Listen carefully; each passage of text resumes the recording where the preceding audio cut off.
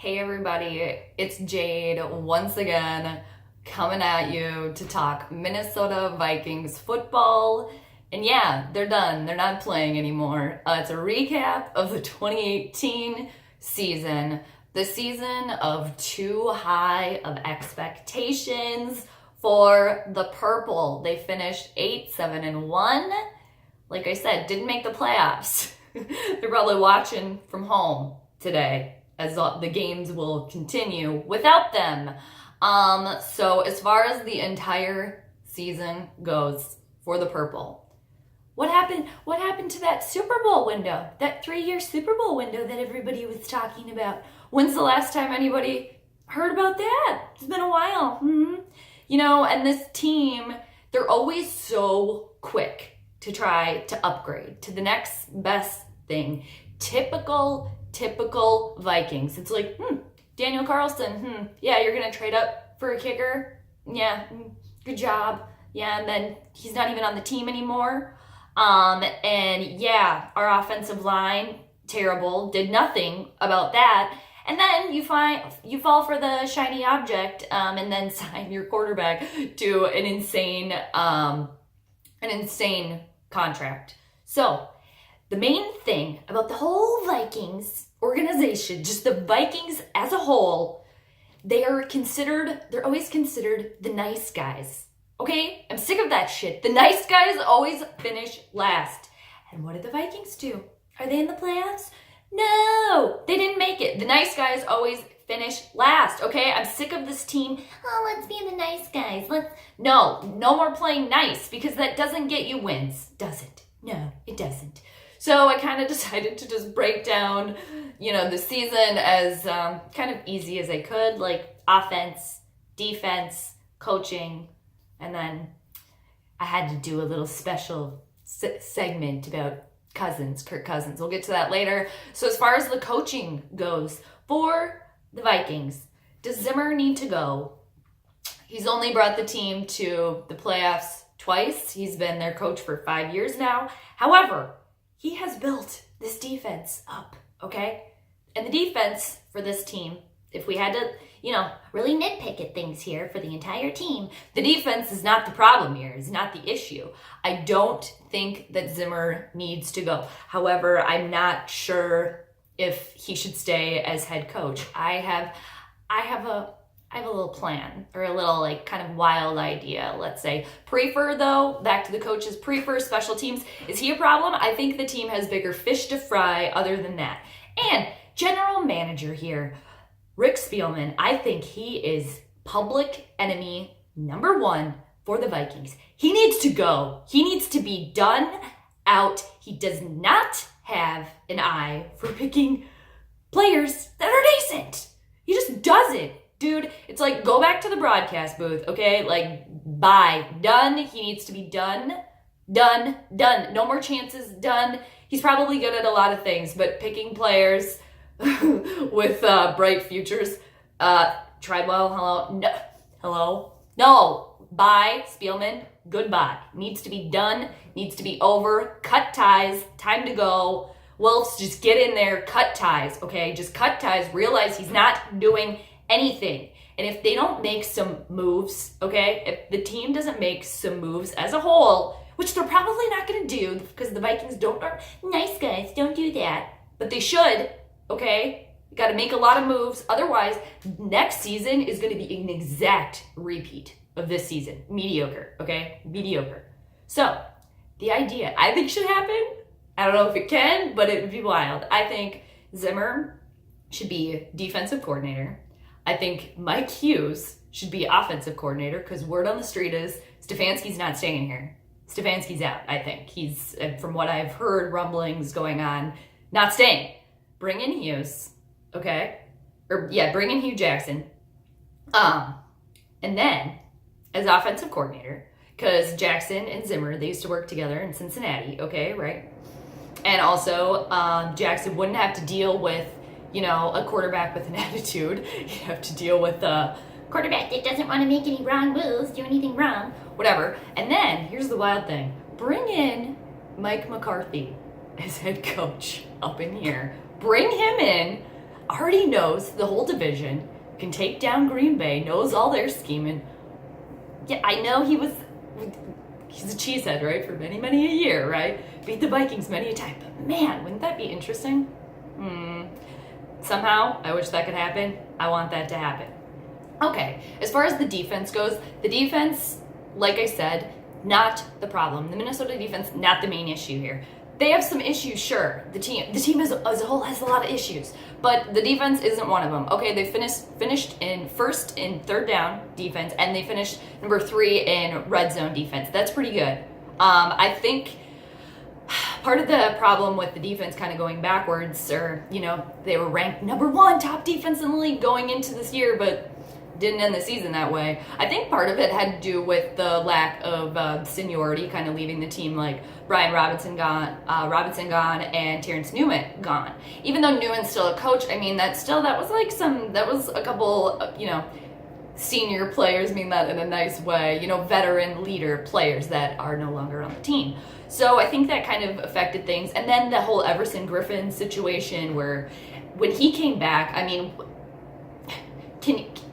we don't really know what was going on there, and can we blame the dude for not being, like, completely the same player he was before? Like, no, you can't. I think that really affected the whole defense and the whole team, more than they kind of let on. And I think they rallied a little bit there, I think, with that whole situation, which I think is good, is a positive thing. Harrison Smith, so lucky to have Harrison Smith, does everything. Just complete and utter game changer, playmaker, can do anything. I mean, secret weapon. I don't think secret is the right word anymore because everyone knows how great Harrison Smith is. But Vikings very lucky to have Harrison Smith.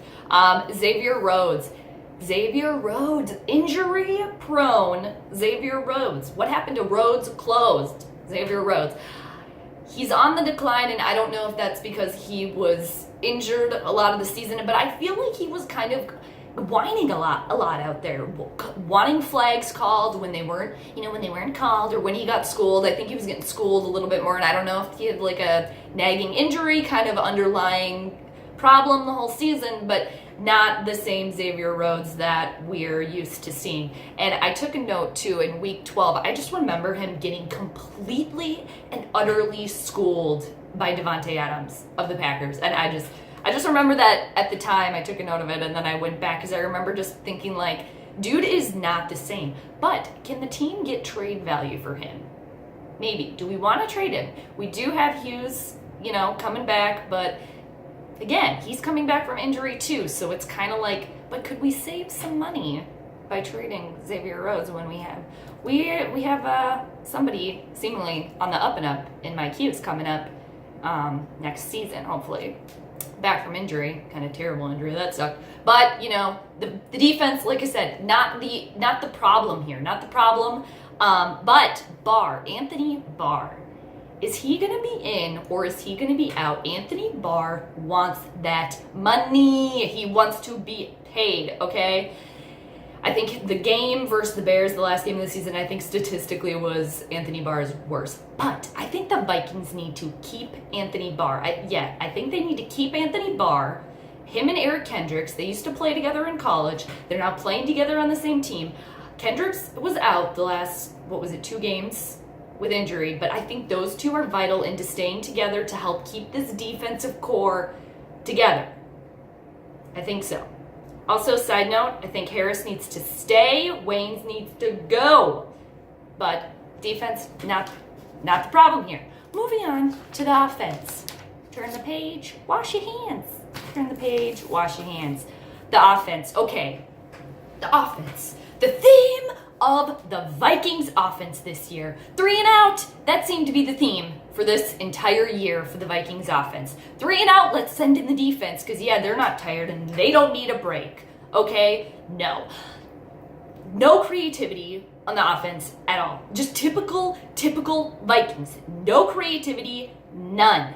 Okay, offensive line. We know that that's a problem. That's like trying to, punch a boulder, punch a rock, just enough with the offensive line. We knew the offensive line was putrid going into the season.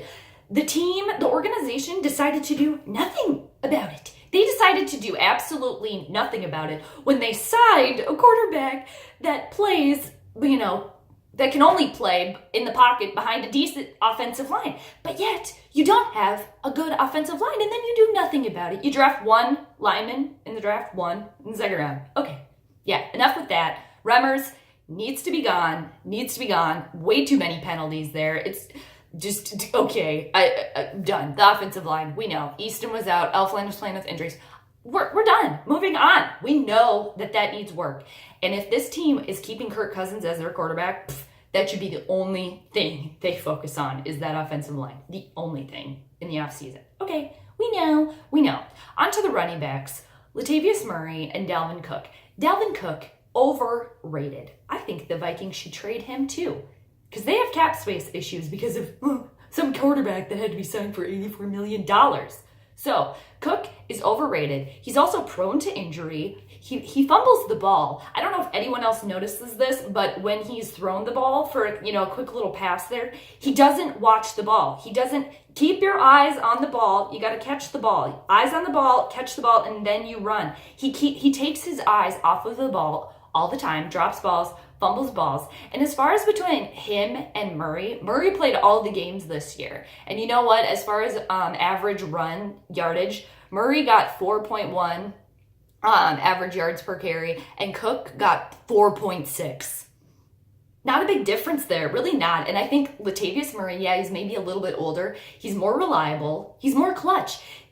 I remember, I forget what game it was, but when Cousins threw backwards, and Latavius Murray was on the A game and caught that ball, which could have ended up being 6 points for the other team. So I think the Vikings should keep Latavius Murray, but I think he's going to be gone. Unfortunately, I really think that they should reconsider that. The Vikings can make a lot of moves here, like I said, but they're probably going to choose not to. Kyle Rudolph, okay, thanks for catching that Hail Mary after you had that miserable running backwards play, the play before. Thanks a lot. You've been nice. Bye. I think they should keep David Morgan. I think he's a lot more valuable. He was clearly missed when he missed, I think it was about 5 games. Rudolph, yeah, you're nice. Okay, bye. Stephon Diggs. I think Stephon Diggs is the Vikings' best wide receiver. I don't think he was used enough. His worst game, he went 8 for 15 for 33 yards. Okay, every wide receiver is going to have a bad game. I don't think he was thrown to enough. I think he is more trustworthy. I think he is the best playmaker, the best wide receiver playmaker that we have. I really do. Thielen's great too. Thielen is great, but I think Diggs he's a step above Thielen. He really is. He's a playmaker. And also, one thing I really, really like about Stephon Diggs, he keeps morale high on the sidelines. Yeah, he gets a little passionate. They all kind of talk a little bit of trash out there. But he doesn't let that overwhelm his game. He really doesn't. That whole passionate, he doesn't let all that extra chirping get into his gameplay, let him slow it down. He seems to just not let that get to him. If anything, that maybe helps propel him. I don't know.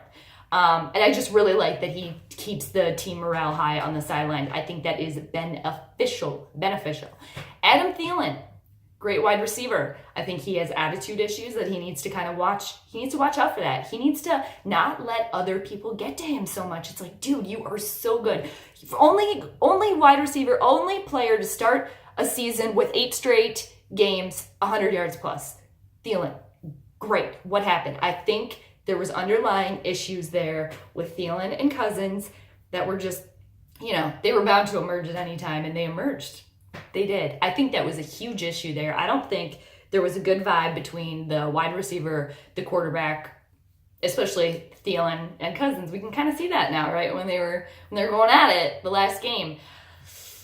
And, Thielen is not going to come out and talk badly about Cousins, because that would be him talking badly about the Vikings team and the Vikings organization. He still wants to get paid. He wants to get paid. He's still playing on a minimal, I don't remember the exact numbers of his contract, but he hasn't been signed for that big money yet, and he wants it. He really does. And I think he deserves it. I think he really needs to watch the attitude, though. I know he's passionate, but dude, just know that you're great and just don't let them get to you. Like arguing with the refs, kind of whining for the flags all the time, arguing with Belichick, and then, it spilled over to Cousins. But I think that was a different frustration.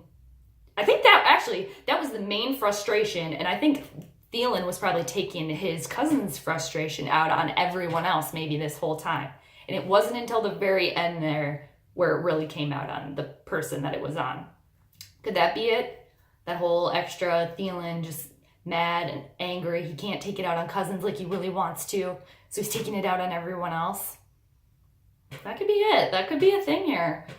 Ooh, I don't know. There's something weird with the jiving of the wide receivers, the quarterbacks. I think they really miss Case Keenum. They do. As far as the entire offense, they always are scrambling.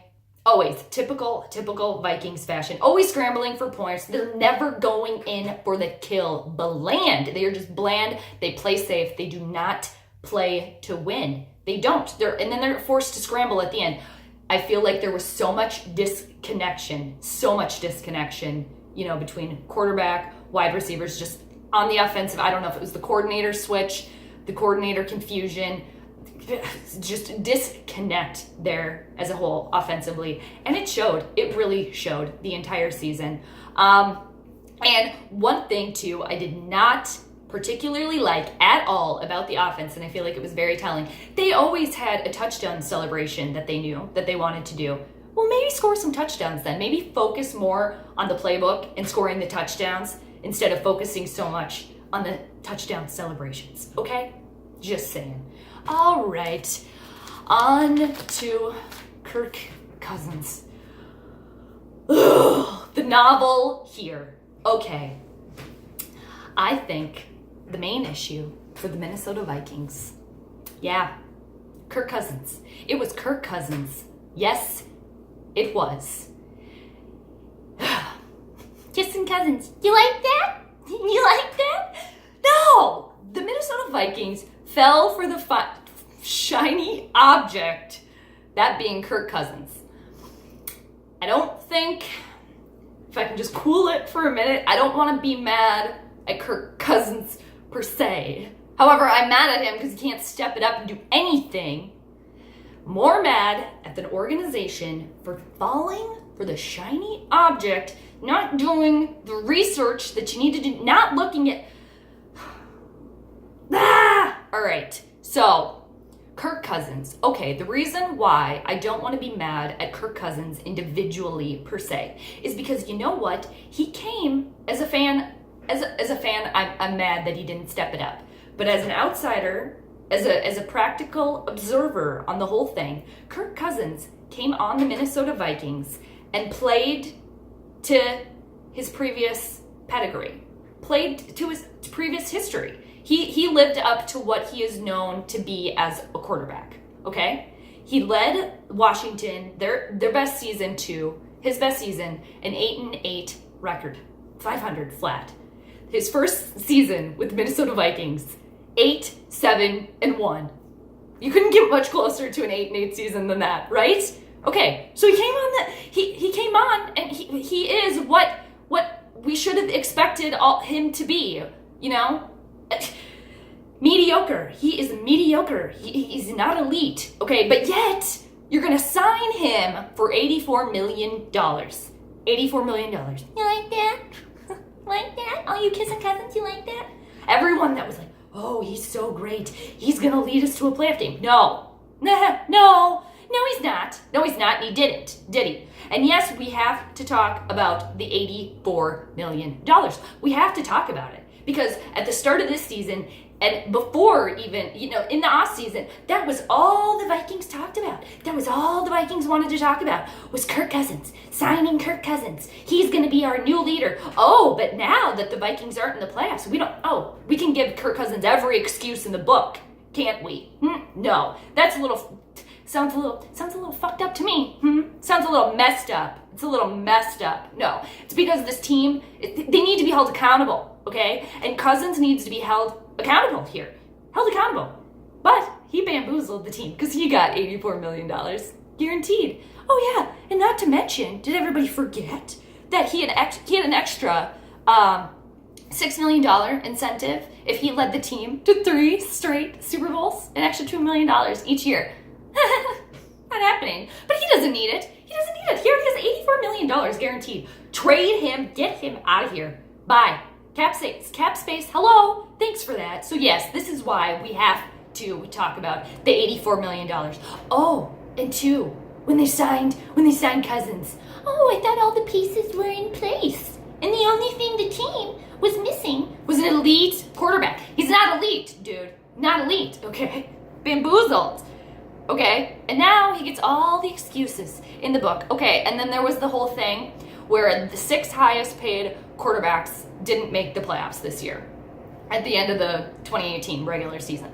There was Danica Patrick's boyfriend, Matt Ryan, Jimmy G, Matt Stafford, and Derek Carr. And then Kirk Cousins, okay? Among those. All right, Danica Patrick's boyfriend won a Super Bowl. Matty Ice, been to a Super Bowl, has won a playoff game. Jimmy G, been injured pretty much the entire season, okay? Also younger. Matt Stafford, he's pretty much as equal to Kirk Cousins, on that list, okay? But Stafford is the better quarterback there. Stafford is actually elite without technically being elite, because Stafford can make shit happen, unlike somebody. And then there's Derek Carr, okay, who is also kind of injured. He's in his 4th season, I believe. It was 4th season. And side note about Derek Carr too, because he can make stuff happen when he's not injured and when he's not crying, right? In 2016, it was the first winning season for the Raiders since 2002, and he helped lead the team. So those are all people, minus Kirk Cousins, that can get shit done, that can make shit happen. So that list to me, that list is irrelevant. I don't want to hear it.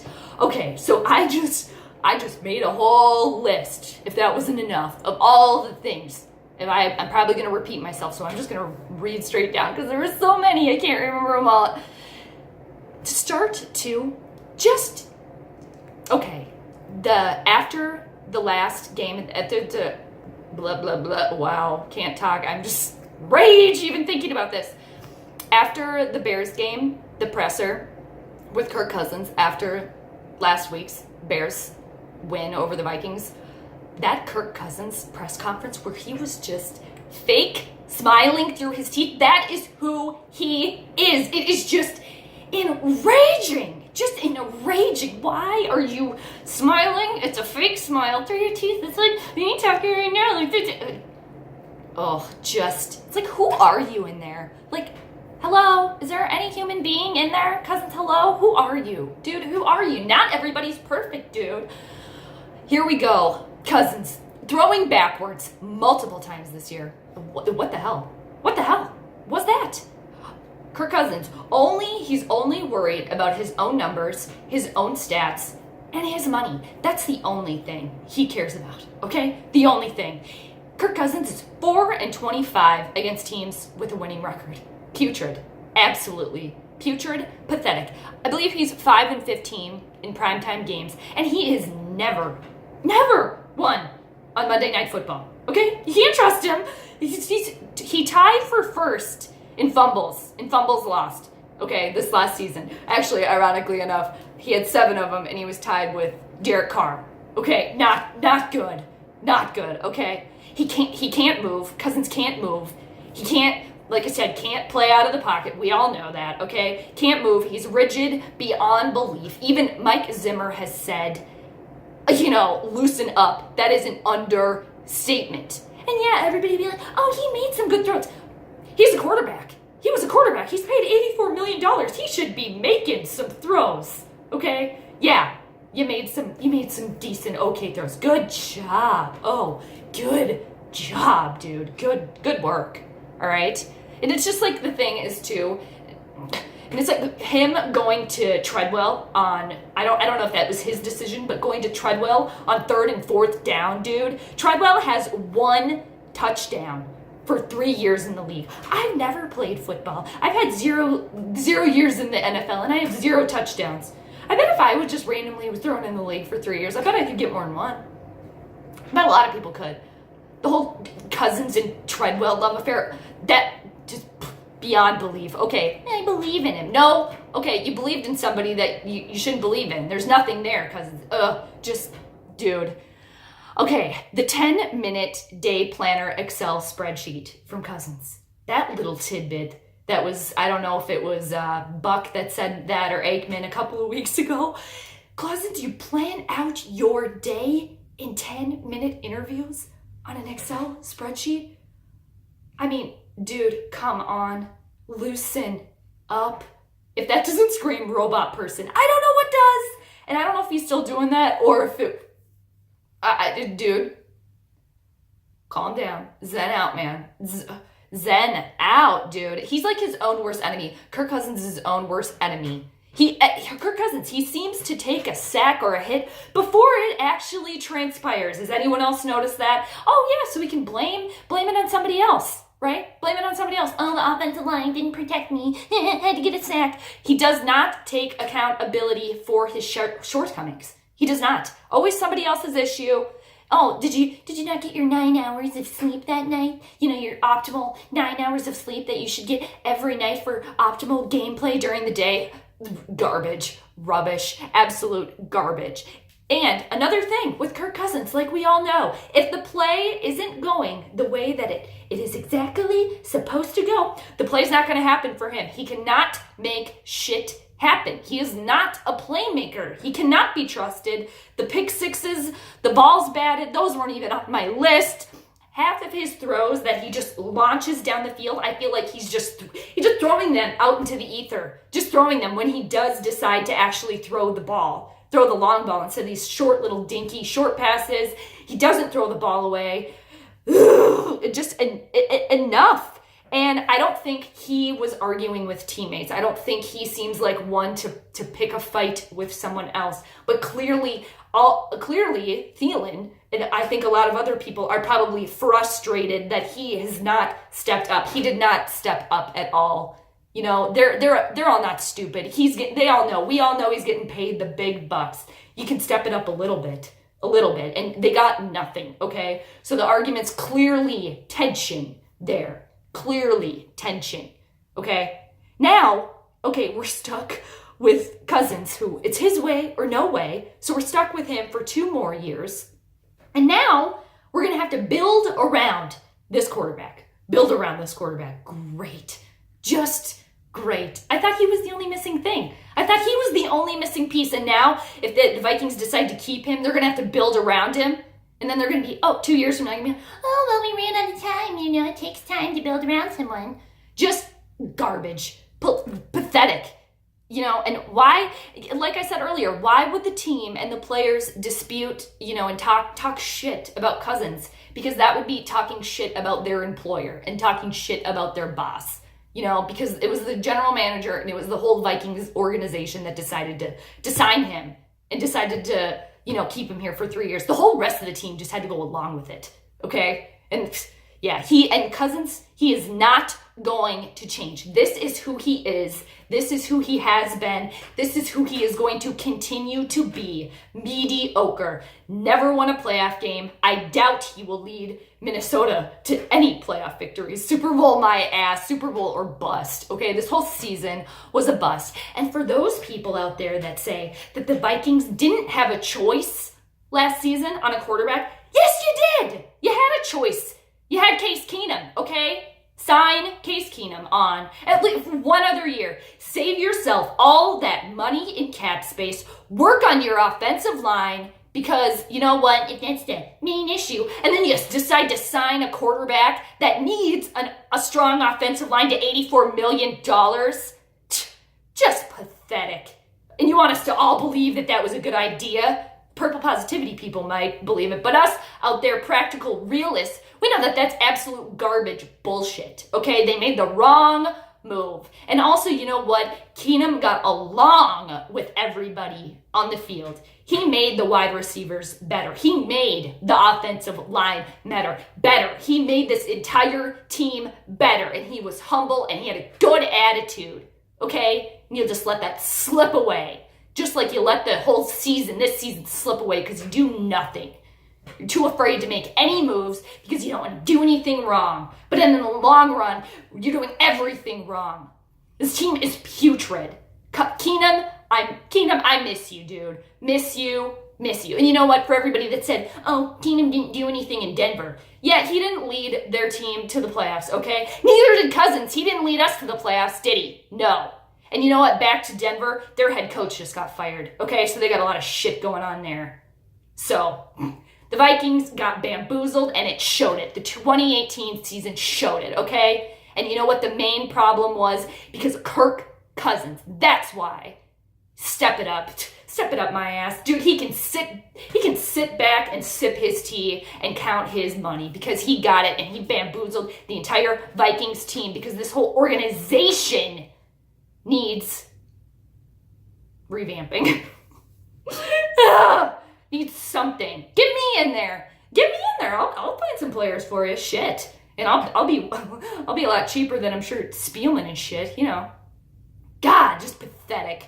This is already at 30 minutes. This whole season, bust. But you know what? As anyone outsider looking into it, if you just really studied what they had going in, are we surprised? No. And you know what? Like I said before, in typical Vikings fan fashion, there's always next year, right? Always next year. Ugh. Yep, on to next year. So, Vikings 8-7-1 for 2018. Didn't make the playoffs. Just pathetic. They're watching from home. So, on to next year. Right, everybody? I'll check you later, Squall Nation.